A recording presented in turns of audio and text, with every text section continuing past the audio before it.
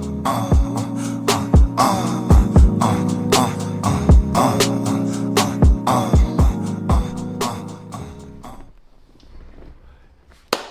YouTube fam, it's your boy Marlo.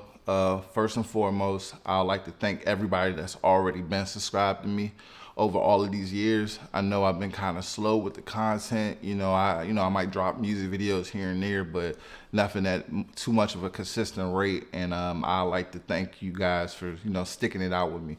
But I would like to state that I am about to start dropping content at a more consistent rate, as I'm starting this YouTube series for all up and coming videographers. And I would like to, try to help people as much as I was helped from watching stuff on YouTube. I want to contribute to that. So for all the new viewers or new subscribers, thank you for dropping in. Hopefully you find this information that I'm giving you to be very useful and building a foundation for yourself so you can catapult your career. Let me give you a brief background story on myself. Like I said, my name is Marlo. I actually am a recording artist. I do music, rap music primarily. I got a couple projects out. If you look down in the description, I'll provide a link for anybody that's interested to look at my music videos that I've directed and written myself and check out some of my music. I'm putting the music in the intro of this video too, so that song is mine. So yeah. Also, I would just like to give a brief background story on how I became a hybrid artist. All throughout my school career, like middle school, high school, I've always wanted to do music, because who doesn't want to do music? Which young black kid hasn't wanted to do music at some point in his life. But I kind of took it serious, so I started going to the studio and stuff like that. But I've always had this fondness of like movies and like music videos and stuff like that. So when I got to college, I was inspired to pick up a camera and start shooting, along with me being an artist. So I always looked at that as something very unique about myself. So I just started doing that, picked up the camera, got very serious with it, started picking up gigs, started doing music videos for buzzing artists around the area, and it's become pretty much a lucrative career for me. So yeah, but not to talk too much about myself. I want to give 5 essential things that I think all aspiring videographers should take into consideration when they're about to begin their career. These 5 things to me were pretty useful. These were the 5 most important things that I had to figure out when I was starting out my videographer career. So let's get into it. First thing that I think all aspiring videographers should take into consideration is knowing what type of equipment you want to use. And when I say equipment, I mean your camera. You want to know what type of camera that best fits your desires and qualifications. They got cameras that are primarily good for video, primarily good for photo, cameras that are hybrid, cameras that got really good like autofocus, some cameras that can only do 1080p or 4K, or even can do 6K. You want to always keep in mind what you want to do before you even start it. Let's say that you just primarily want to do video and you kind of don't want to do any behind the scenes pictures. You don't think you're going to do any photography on the side.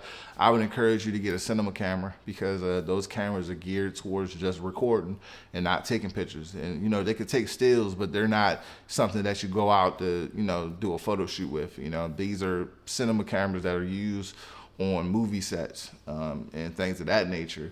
But let's say that you do want to do more of a hybrid thing where you're doing video and photo. You want to make sure that you get a good hybrid camera. You can get a really good DSLR camera that can take care of all of those capabilities for you.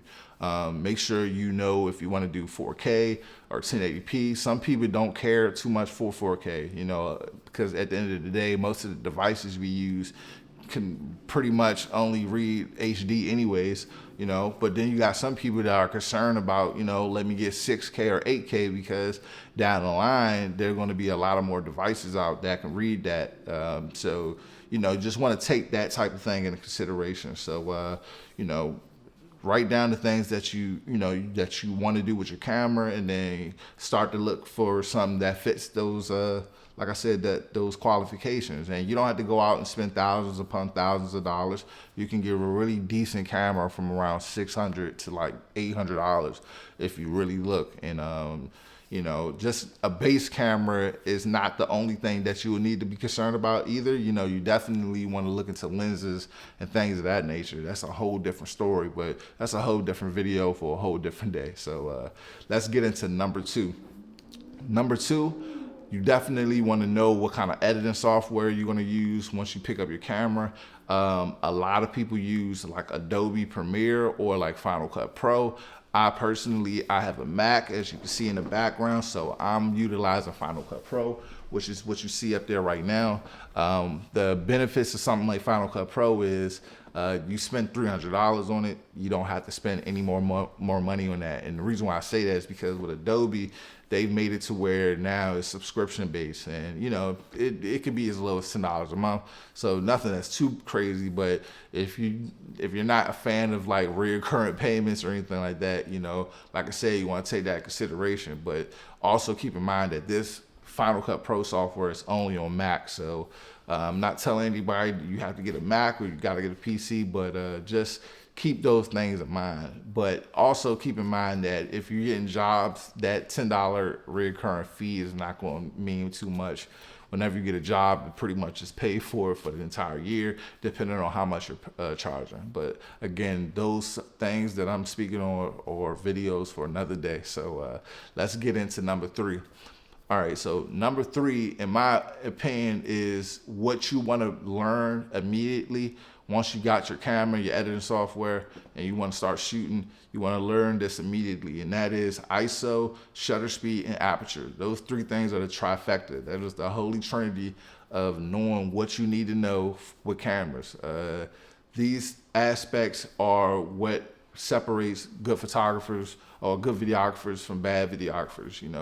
Learning how to use these and tweak these aspects of your camera is what's going to make the difference of a good image and a bad image. So again, these are things that I will go in depth in another video, but if you don't want to wait, just like I said, go out and learn ISO, aperture, and shutter speed.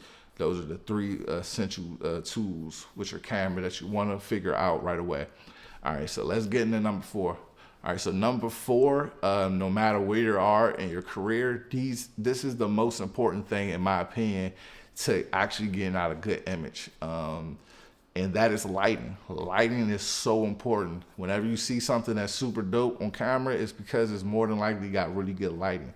You can go out and buy a $5,000 camera, have bad lighting, and then that video won't look good. But you can go out and get your iPhone camera, have really good lighting, and that video looks better than the camera that's $5,000.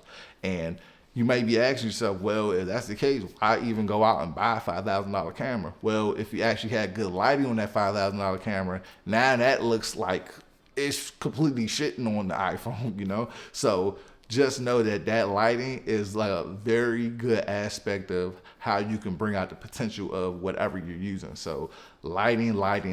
Remember this. This is going to be forever important throughout our entire journey during this entire YouTube series that I'm talking about right now. Lighting is going to be super important, and I'm going to do tons of different videos revolving around that. So just keep that in mind. All right, so the last final tip that I got for all my aspiring videographers is pretty simple, and that's just go out there and shoot. Don't think too hard about it. I meet tons of people that they desire to jump into this field, but they kind of just, it's like they're nervous or something like that. And it's just like I said, if you just knocked out the four things that I was just talking about, just go out there and start shooting, bro. You only can get better by practicing. So don't think too hard about it. Like I said, you might want to take a free job, and you might want to do a free music video for somebody and just do it, and then ask them, hey, if you want to contribute anything to me after they see it, give them the option to do it. But just go out there so you can build your portfolio, and then the more you shoot, the more you will know what to tweak and know where you need to improve at. So like I said, these are 5 essential things for all my aspiring videographers out there. I would like to thank you guys for taking the time to look at my first YouTube video, and this is as clearly not my first YouTube video, but my first video as a YouTube content creator. And I'm very excited to go on this journey along with you guys. Again, I'd like to thank my subscribers that are already here, and I would like to thank all of the new subscribers. So please hit the subscribe button. Please hit that like button. Leave your feedback in the comments. Let me know how I can improve, because I'm completely open to all criticism. Let me know what you would like me to cover. And then, like I said, I'm super excited to do this thing with you guys. So I'm Marlo. I'm out, and thank you. All right.